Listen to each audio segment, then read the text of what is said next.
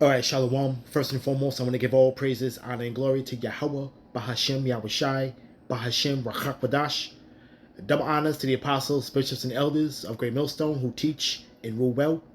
And salutations to the Yakim out there laboring of the hope for elect that's doing this work in truth and sincerity. And we're seeing the Lord continually doing his bidding in the earth, you know. And one of the means of what he's doing is he still is scattering our people, okay? And this right here is pretty much a little documentary.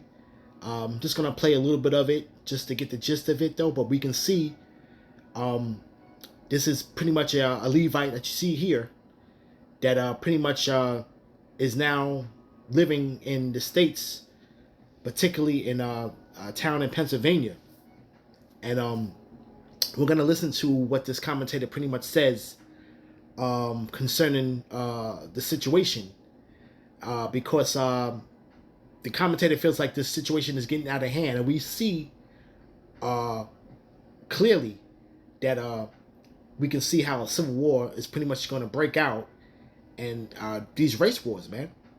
You know, okay. Now we're pretty much less than a month away of finding out pretty much the ultimate fate of this country. Really, we know the fate of the country, okay, through the scriptures, but the people are gonna have that what I want to say, that oh shit moment, okay, realizing that they're not gonna ride into the sunset, they're not gonna be healed, okay, they're not gonna recover, all right, from anything that they have suffered in this place, man. And I'm speaking about the everyday Joe Blow six pack citizen.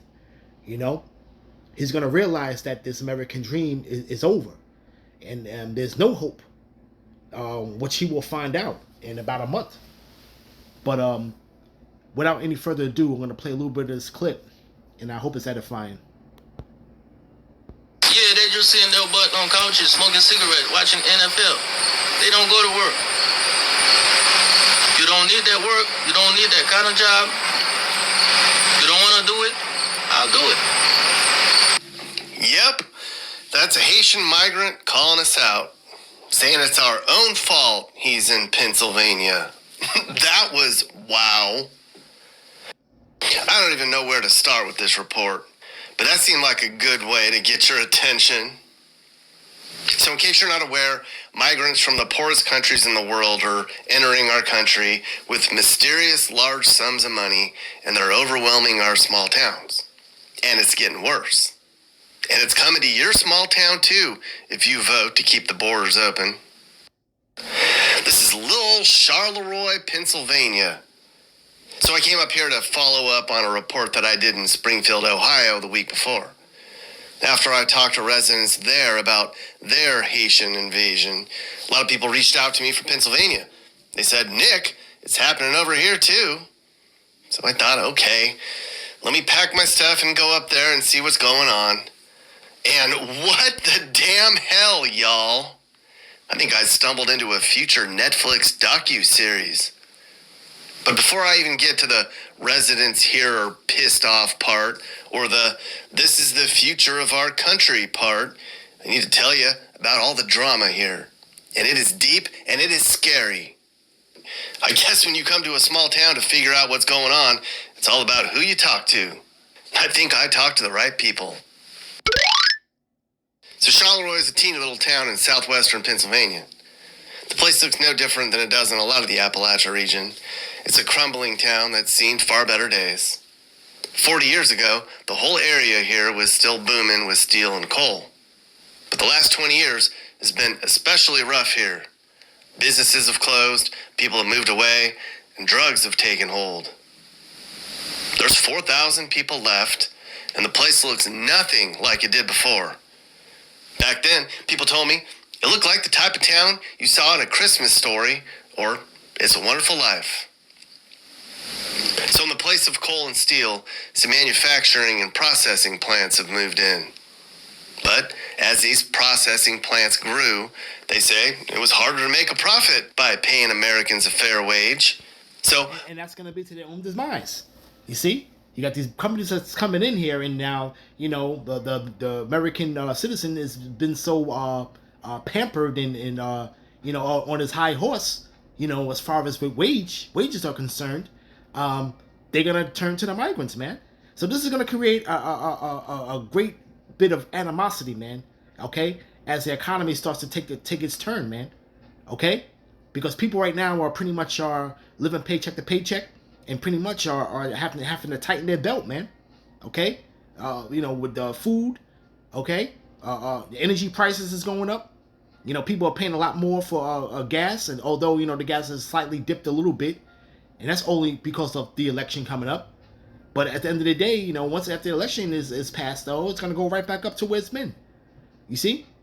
But we're seeing now the animosity now, and these migrants that are coming in with large sums of money that they're speaking about, and they're talking about them driving, fancy cars, and these are just small, this is a small hick town, man. That ain't really, they're trying to scrape to get by on, and this town is pretty much seeing its better days, all right. But we're seeing the brewing animosity. But this is the Lord pretty much leveling the playing field, man. Okay? So when the time of evil is really to come, you see? All right? The Spirit of the Lord pretty much is going to put a spirit upon these migrants, man. Okay? All right? Because the Lord prophesied this, okay, through Zechariah. Right? This is Zechariah chapter 9. Let's start at 12. Turn you to the stronghold, you prisoners of hope. Even to the day do I declare that I will render double unto thee. And that double is going to be pretty much the pleasures evermore that's coming to us, man. Okay, the Lord's going to give us the double. You see? But this is really for the remnant, man. Okay, the elect to pretty much turn to the stronghold, man. Okay, because we have to be the prisoner of hope. All right, in a moment, in a time of despair, in a time of hopelessness, man. That's gonna be upon the masses of the people, man. But it says, verse 13: When I have bent Judah for me, and filled the bow with Ephraim, and raised up thy sons, O Zion, against thy sons, O Greece, and make thee as a sword of a mighty man. So the Lord pretty much is gonna use a lot of these 2/3, man, in that time, man.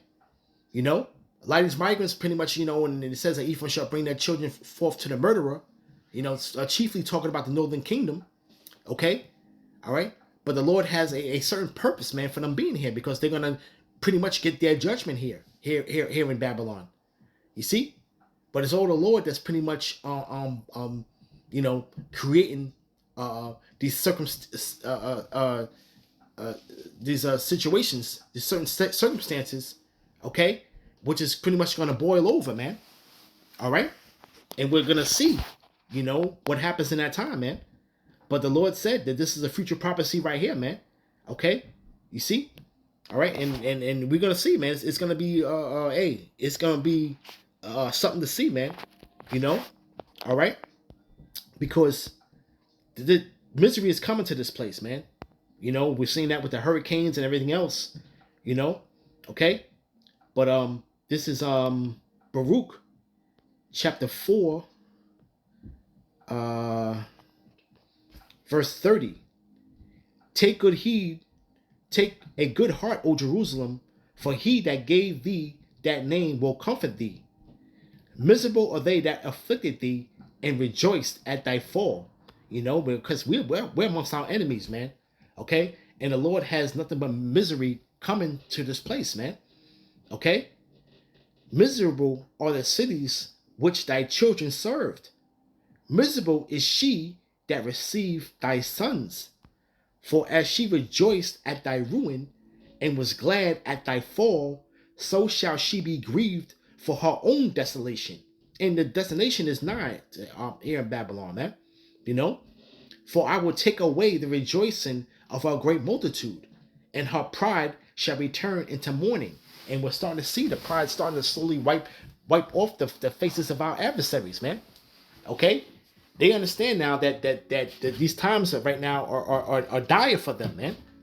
You see, you know, they're having problems making ends meet, and then to see these migrants coming in and getting pretty much a starter kit as far as getting housing and getting large sums of money to get started, is creating animosity, man. You see, on a town that's already been seen as better days, you know, these people are still having an issue with them even coming to the town and trying to make a living, man. Okay, you see, but it says, "For fire shall come upon her from the everlasting, long to endure, and she shall be inhabited of devils for a great time," man. And that's speaking about Babylon, man. Okay, all right, the future of Babylon and being to where there's no only desert creatures are going to dwell here, man. You see, O Jerusalem, look about thee towards the east, and behold the joy that cometh unto thee from the Most High. For lo, thy sons come, whom thou sendest away. They come together from the east to the west by the word of the Holy One, rejoicing in the glory of Yahweh B'Shem Yahushai. You know, and it's pretty much essentially for the elect, though, man. But we see, okay, through prophecy, man, we see how these things are pretty much getting played out, man. You know, we're seeing how it is, you know, okay? And these migrants are coming in and really calling the Babylonians lazy, okay? And what did he say? He said, you know, all they want to do is sit down on a couch, smoke weed, and watch NFL, man. You know, okay? And that's, hey, he really, and Jake's included in that too, man, because that's what Jake likes to do. Okay, Jake, you can't tear Jake away from their Sunday football, okay? But this man said, whatever jobs that you Babylonians don't want to do, we'll do. You see? All right. So pretty much, man, we're seeing how this thing is going to be panned out, man, and how the animosity is growing. And as the times get harder and harder, we can easily see how our class and race wars can easily be kicked off. You see? So with that, I want to give all praises, honor, and glory to Yahweh, Ba'Hashem Yahushai, Ba'Hashem Rukakwadash. Shalom.